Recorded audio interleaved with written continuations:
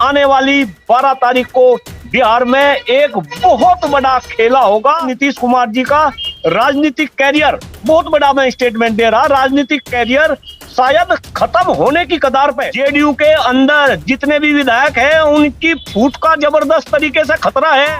बिहार की राजनीति में मानो भूचाल सा आ गया है। बिहार के गलियारों में जितने भी राजनीतिक पंडित बैठे हैं, चाहे वो दिल्ली से बैठे हो, चाहे वो बिहार से बैठे हो, तमाम लोगों का एक मानना है कि शायद नीतीश कुमार के लिए मुख्यमंत्री पद आखिरी बार हो और इसकी एक मियाद भी तय कर दी गई है, एक तारीख भी तय कर दी गई है 12 फरवरी, क्योंकि 12 फरवरी को बिहार में फ्लोर टेस्ट होना है, जिसके बाद साफ हो जाएगा कि नीतीश कुमार मुख्यमंत्री रहते हैं या फिर नहीं। जीतन राम मांझी जिसके बारे में कहा जा रहा है कि नाराज चल रहे हैं और खेला कर सकते हैं, तो आखिर बिहार में क्या कुछ होने वाला है और नीतीश कुमार के लिए क्या राजनीतिक करियर अब खत्म होने की कगार पर है? क्या एक छोटी पार्टी और छोटे दल के तौर पर सिमट कर रह जाएंगे नीतीश कुमार? तमाम मुद्दों पर बातचीत करेंगे। 12 तारीख को क्या कुछ होने वाला है और बिहार की राजनीति को कैसे देखते हैं, हमारे साथ कुलदीप मलिक जी हैं, उनसे बातचीत करेंगे और जानेंगे समझेंगे। तो कुलदीप जी, कैसे देखा जाए बिहार की राजनीति को और जिस तरीके से ये सब कुछ चल रहा है बिहार में? जी, देखिए जिस तरीके से बिहार में चल रहा, भाई एक बात तो बिल्कुल तय है कि बिहार में जो भी चल रहा वो ना तो बिहार के हित में है, ना देश की राजनीति के हित में है, और कुछ न कुछ अलग डायरेक्शन में चल रहा। यहाँ पे मैं 4 बयान की बात कर रहा। आप कल का जीताराम मांझी जी का बयान देखे, आप चिराग पासवान का जीताराम मांझी जी के पक्ष में बयान देखे, आप जेडीयू के विधायक का आरएलडी के नेता जो तेजस्वी यादव है उनके पक्ष में बयान देखे, आरजेडी यस। और चौथी जो बात है, वो जो फ्लोर टेस्ट था वो 10 तारीख को होना था, उसकी 2 दिन आगे की डेट बढ़ा के इसको 12 तारीख कर दी गई। तो अगर हम इन्हीं 4 बातों पर फोकस करें तो कहीं ना कहीं बिहार के अंदर कुछ न कुछ बड़ा खेला होने जा रहा। और यहाँ पे मैं एक स्टेटमेंट आपके चैनल के थ्रू हिंदुस्तान की जनता को याद दिला रहा कि तेजस्वी यादव जी ने जब उनकी सरकार गिरी तो क्या कहा था कि मैं चुप नहीं बैठूंगा और जो मैं कहता हूं वो मैं करता हूं, बिहार में बड़ा खेला करूंगा। आज शायद जैसा आप सूचना दे रहे और आप इन्हीं, अब तो ये सोशल मीडिया पे और पूरे जो है टीवी चैनल पे ये सारी की सारी जो है बातें वायरल हो रही कि आने वाली 12 तारीख को बिहार में एक बहुत बड़ा खेला होगा। और नीतीश कुमार जी, बिल्कुल आपने सही कहा कि हो सके आदरणीय नीतीश कुमार जी का राजनीतिक कैरियर, बहुत बड़ा मैं स्टेटमेंट दे रहा, राजनीतिक कैरियर शायद खत्म होने की कगार पे। मैं बताऊं, आदरणीय नीतीश कुमार जी को बिहार में एक ऐसा नेता के रूप में हमेशा देखा गया कि जो 16% वोट है उनका, नीतीश कुमार जी कहीं भी चले जाए, चूंकि पलटू राम के नाम से नीतीश कुमार जी जो है राजनीति में जो है अपनी जगह बना चुके, वो 16% का जो वोट है वो नीतीश कुमार के हमेशा अब तक साथ उस नीतीश कुमार का दिया। लेकिन अब ऐसा होने वाला नहीं। मैं आपको बताऊं, जब से बिहार के अंदर नीतीश कुमार ने पलटी मारी, उससे केवल और केवल 2 कैटेगरी खुश है। एक तो नीतीश कुमार जी खुद खुश होंगे, दूसरा जो भारतीय जनता पार्टी का आला कमान है, यानी कि मैं यहाँ पे केंद्रीय नेतृत्व की बात कर रहा, केवल वो खुश है। इसके अलावा बिहार में आप बिहार के बीजेपी के नेताओं की बात करो, बीजेपी के नेता खुश नहीं। आप बिहार में खुद नीतीश कुमार जी की जो पार्टी है उनके विधायकों की बात करो, वे विधायक खुश नहीं। आप बिहार में जो है जनता की बात करो, बिहार की जनता खुश नहीं। बिहार के अंदर आप जो है कर्मचारियों की बात करो, चाहे वह सरकारी क्षेत्र में काम करने वाले हो या प्राइवेट क्षेत्र में काम करने वाले हो, वे खुश नहीं। बिहार के अंदर आप युवाओं की बात करो। मलिक साहब, खुश तो कोई नहीं है, लेकिन बिहार की राजनीति कुछ इस तरह की है और तोड़जोड़ कुछ इस तरह की है कि नीतीश कुमार ना चाहते हुए भी बार बार मुख्यमंत्री बनते हैं और बनाना मजबूरी बन जाता है बीजेपी के लिए भी और आरजेडी के लिए भी। नहीं, बिल्कुल आपने बिल्कुल सही कहा, लेकिन भाई कहीं ना कहीं तो अति को समाप्त करना पड़ेगा। और मुझे ऐसा लग रहा कि शायद अब बिहार की जनता ये अच्छे से समझ गई। और अभी आप थोड़ा सा अगर गंभीरता से सोचे, आने वाला समय, अगर मैं केवल बिहार की राजनीति की बात करूं तो ये बिहार के लोगों को और बिहार के जो नेता है, खास तौर से जो बिहार के अंदर छोटी बड़ी पार्टी है, हर पॉलिटिकल पार्टी को अब ये पता चल चुका कि बिहार के अंदर राजनीति में अगर लंबी रेस का कोई घोड़ा है तो वो लालू यादव के लड़के तेजस्वी यादव जी है। और जिस तरीके से अभी 17 महीने तक उन्होंने उप मुख्यमंत्री के रूप में जो बिहार के अंदर काम किए हैं, भाई आप उनके काम को देखिए। ये बीजेपी वाले तो कहते हैं ना भाई काम बोलता है, आप तेजस्वी यादव के काम को देखिए, जिस तरीके से उन्होंने युवाओं के लिए काम किया। भाई मैं तो खुद ही उत्तर प्रदेश का रहने वाला हूं, उत्तर प्रदेश से नौजवान बिहार के अंदर जो है रोजगार पा रहे, शिक्षक उत्तर प्रदेश के बिहार में बन रहे। एक सवाल लेना चाहूंगा बीच में। ये बताइए कि जिस तरीके से कांग्रेस ने अपने तमाम विधायकों को तेलंगाना शिफ्ट किया है और कहा गया है कि फ्लोर टेस्ट से सिर्फ एक दिन पहले उनको लाया जाएगा, क्या तैयारी है? कहा यह भी जा रहा है कि जिस तरीके से मल्लिकार्जुन खड़गे ने मीटिंग बुलाई, उससे पहले लालू प्रसाद यादव से बातचीत हुई और बातचीत में कहा गया कि पहले कांग्रेस के विधायक को सेव किया जाए, इसके बाद आगे की प्लानिंग की जाएगी। नहीं नहीं नहीं नहीं, बिल्कुल बिल्कुल जो आप कह रहे हैं वो बिल्कुल सही है। कहीं ना कहीं कांग्रेस के जितने भी विधायक हैं उनको शिफ्ट किया जा रहा। और भाई ये तो आज बात की से छिपी नहीं, ये भारतीय जनता पार्टी ये तो भाई जोड़ तोड़ में माहिर है। आप देखो अलग अलग राज्यों में, आप जो है महाराष्ट्र की बात करो, आप इधर जो है किसी भी राज्य की बात करो, ये तो तोड़ने में विश्वास करते हैं। कहीं इसी आशंका को देखते हुए कांग्रेस के सारे विधायक तेलंगाना में शिफ्ट किए गए। लेकिन मैं यहाँ पे एक बात बता दूं, हो सके आप भी मेरी इस बात से इत्तेफाक रखो, कांग्रेस में अब फूट का कोई खतरा नहीं। इनफैक्ट उल्टा जो तलवार है वो जो नीतीश कुमार जी की पार्टी है जेडीयू के अंदर जितने भी विधायक हैं उनकी फूट का जबरदस्त तरीके से खतरा है। और मैं तो यहां तक भी अंदाजा लगा रहा कि नीतीश कुमार को पटकनी देने वाले फ्लोर में शायद दूसरे राजनीतिक दल ना हो, उनके खुद के विधायक जो है उनको जो है फ्लोर पे जो है पटकनी देते हैं। नहीं मैं तो भाई आप देखो ना जिस तरीके से नीतीश कुमार जी के विधायक, एक विधायक तो खुल के आप भी उनका नाम भी ले देंगे और मुझे भी नाम लेने में कोई संकोच नहीं, खुल के विधायक जो है तेजस्वी यादव के समर्थन में आ रहे, क्योंकि उनको पता है भाई नीतीश कुमार जी की जो इनिंग है वो खत्म होगी।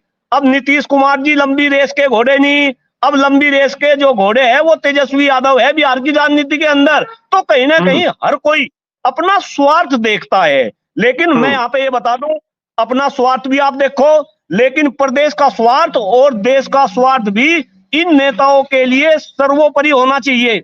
4 सीट है जीतन राम मांझी के पास और वो कह रहे हैं कि बीजेपी और एनडीए सरकार जो गठबंधन की एनडीए की सरकार है बिहार में, उनको कहा जा रहा है कि नीतीश कुमार से वो नाराज चल रहे थे, लेकिन वो बीजेपी की वजह से एनडीए में शामिल हुए।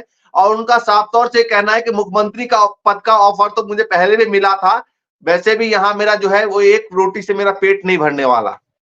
नहीं बिल्कुल बिल्कुल 2 रोटी भाई एक बात बताओ, वो तो और आप ये देखो उनकी बात का जो है चिराग पासवान उनकी बात का समर्थन कर रहे। कहीं ना कहीं चिराग पासवान और जीताराम मांझी कौन से समाज से आ रहे, हमें इस पे भी जो है ध्यान देना पड़ेगा। और वो तो खुले रूप से बोल रहे कि भाई जब एक निर्दलीय विधायक को जो है मंत्री बना जा सके तो मेरे पास तो 4 विधायक है, तो मेरे 2 मंत्री क्यों नहीं बनाए गए।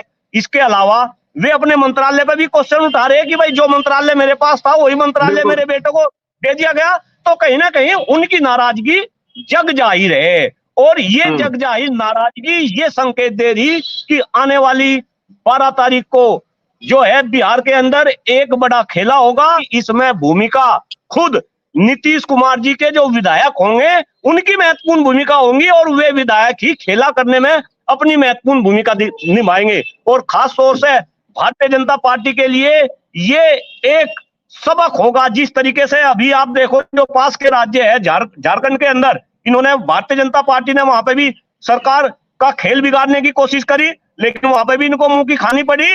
और अब ऐसा ही कुछ काम जो है बिहार के अंदर होगा। और खास तौर से भारतीय जनता पार्टी के नेता कुलदीप मलिक की बात को ध्यान से सुने कि अगर आप बिहार की बात करें, आप झारखंड की बात करें और आप लोकसभा चुनाव की अगर बात करेंगे तो लोकसभा की जो सीट है बिहार और झारखंड के अंदर, वो टोटल सीट जो है आपका 40 सीट बिहार के अंदर, इसके बाद 14 सीट झारखंड के अंदर, यानी कि 54 सीट बिहार और झारखंड से आती है। और भारतीय जनता पार्टी वाले इस बात को अच्छे से समझे कि अगर आप आदिवासियों को नाराज करोगे झारखंड के अंदर और दलित और पिछड़ों को नाराज करोगे आप बिहार के अंदर, क्यों भाई, कैसा काम चलेगा, कैसे आपकी रणनीति कामयाब होगी। तो कहीं ना कहीं अब भारतीय जनता पार्टी का जो दांव है, ये तोड़ने का दांव, ये इनके ऊपर ही रिवर्स बैक करता हुआ ऐसा डॉक्टर कुलदीप मलिक को पूर्ण रूप से जो है एहसास हो रहा।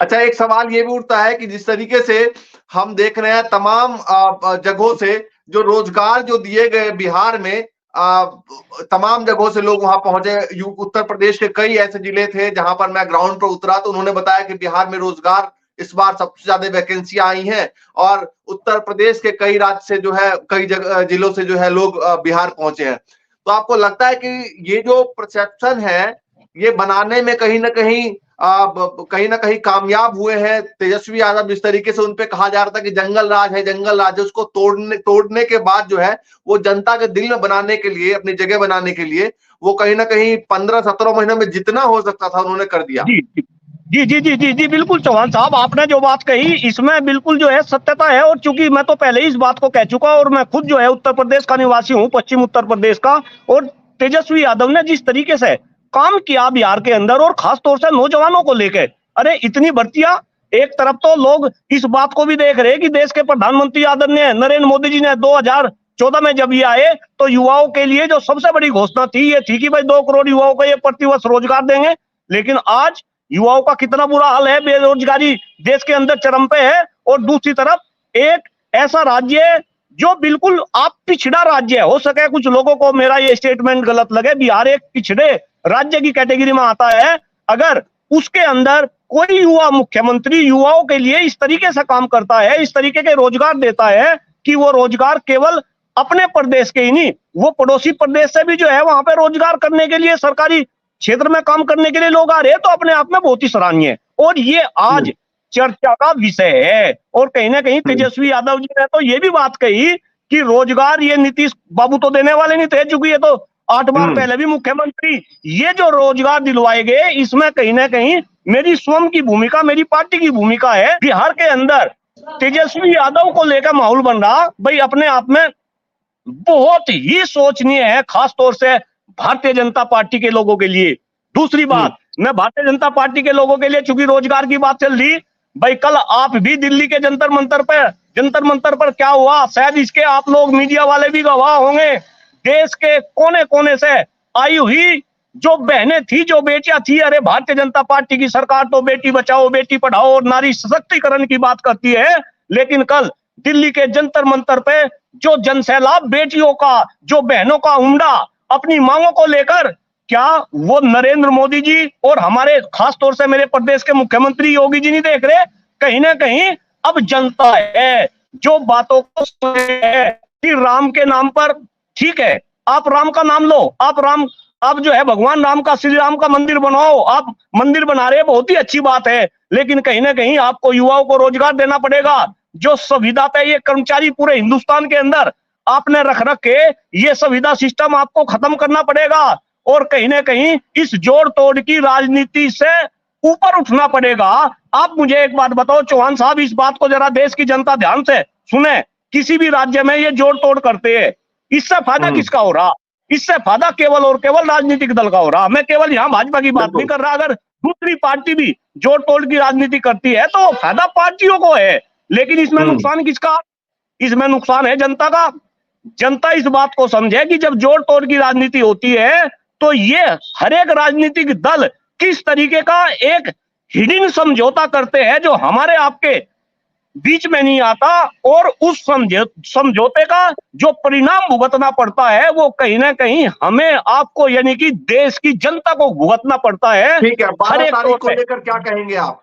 ठीक है, 12 तारीख को लेकर क्या कहेंगे? नहीं, मैं तो फिर अपने स्टेटमेंट को जो है दे रहा, 12 तारीख को जब फ्लोर के ऊपर जो है नीतीश कुमार जी को अपना बहुमत सिद्ध करना पड़ेगा, तो मैं तो इस बात को कह रहा कि खुद इन्हीं के विधायक इनका विरोध करेंगे और पूरे हिंदुस्तान के अंदर एक ऐतिहासिक दिन होगा और ये उन नेताओं के ऊपर, उन पॉलिटिकल पार्टी के ऊपर एक करारा चपत होगा जो हिंदुस्तान के अंदर जोड़ तोड़ की राजनीति करते हैं, जो जनता का पैसा केवल और केवल अपने सुख के लिए खर्च करते हैं। ये कहीं ना कहीं हिंदुस्तान की राजनीति के अंदर 12 तारीख को हमें देखने को मिलेगा, ऐसा मुझे पूर्ण विश्वास है।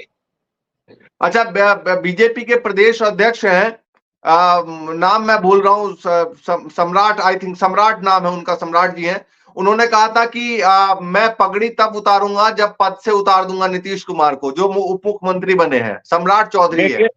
देखिए श्रीमान जी, मैं तो अलग अलग चैनलों से और अलग अलग माध्यमों से कहता हूं भाई, हिंदुस्तान की राजनीति कुछ इस तरीके की हो रही, और खास तौर से पिछले 10-15 साल में, कि ये नेता क्या कह रहे हैं इनकी बात पर तो आप विश्वास ना करो। आप देखो अभी बिहार के अंदर जो ये राजनीतिक घटनाक्रम चेंज हुआ, उससे 15 दिन पहले नीतीश कुमार जी क्या कह रहे थे? वे कह रहे थे कि मैं मर जाऊंगा लेकिन एनडीए में नहीं जाऊंगा। बिल्कुल। अमित शाह जी क्या कह रहे थे जब उनसे ये पूछा गया कि भाई नीतीश कुमार जी को आप लोगे नहीं लेंगे? उन्होंने अमित शाह जी ने ये कहा था, जो देश के गृह मंत्री है और बीजेपी में नंबर 2 के नेता है आज के टाइम में, उन्होंने ये कहा था कि भाई नीतीश कुमार के सारे दरवाजे, एनडीए के सारे दरवाजे बंद होंगे। क्यों भाई दरवाजे बंद हो गए? ये खिड़कियों से कैसे नीतीश कुमार को अंदर ले लिया? तो मैं देश की जनता को आपके चैनल के माध्यम से ये कह रहा कि इन नेताओं की कथनी और करनी में बहुत अंतर है, और खास तौर से चौहान साहब, ये बात भी देश की जनता समझे कि भारतीय जनता पार्टी तो एक ऐसी पार्टी है, इसके नेता तो ऐसे नेता है कि जो ये कहते हैं वो तो ये करते नहीं, और जो ये करे वो ये कहते नहीं। आप देखो, इन्होंने कहा था हम नोटबंदी कर देंगे, इन्होंने कहा था हम जो है किसानों के लिए 3 काले कानून ले आएंगे, हैं? इन्होंने कभी भी नहीं कहा। और जो इन्होंने कहा, मैं तो बार बार कहूं, उन्होंने कहा कि हम जो है 100 दिन में काला धन वापस ले आएंगे, 2 करोड़ युवाओं को प्रतिवर्ष रोजगार देंगे, गंगा को निर्मल एवं पवित्र कर देंगे, अर्थव्यवस्था को मजबूत कर देंगे, भ्रष्टाचार खत्म कर देंगे, महंगाई जो है खत्म कर देंगे, राजनीति से अपराधीकरण खत्म कर देंगे। याद कर रखे हैं।